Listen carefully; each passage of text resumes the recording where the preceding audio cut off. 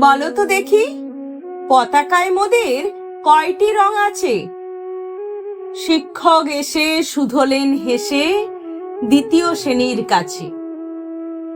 একসাথে মিলে সব ছেলে বলে চিৎকার করে জোরে, তিনটি বর্ণ রয়েছে রাঙানো জাতীয় পতাকা জুড়ে। শ্রেণীর পিছনে বেঞ্চের কোণে শিশু ছিল এক বসে। পতাকার মাঝে 5 রং আছে, বলল সে মৃদু ভাষে। কথা তার শুনে বাকি শিশুগণে হেসে খায় লুটোপুটি। শিক্ষক রেগে বলেন হেঁকে, বোঝাও কি করে 5টি?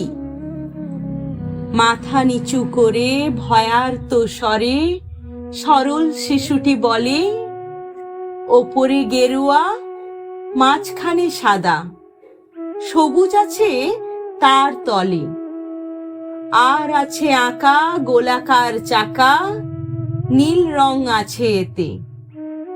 শিক্ষক বলে, এটিকে ধরলে তবুও হচ্ছে 4টে। অবোধ শিশুটি বলল তখন, রং আছে আরেক, লাল লাল ছোপ ছোপ দাগ দেখা যায় ওই পতাকার মাঝে। বাবাকে যখন আনলে ওরা, কফিনের ঢাকা খুলে জড়ানো রয়েছে দেহখানা তার পতাকা আর ফুলে।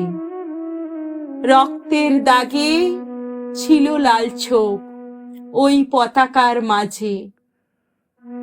এই নিয়ে মোট হলো 5টি। এবার তো ঠিক আছে?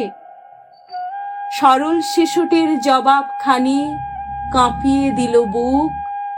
অশ্রু এলো নয়ন ভরে, শুকনো হলো মুখ। আজও যারা দেশের জন্য করছে বলিদান, স্বাধীনতার শহীদ সম তাদের অমর প্রাণ।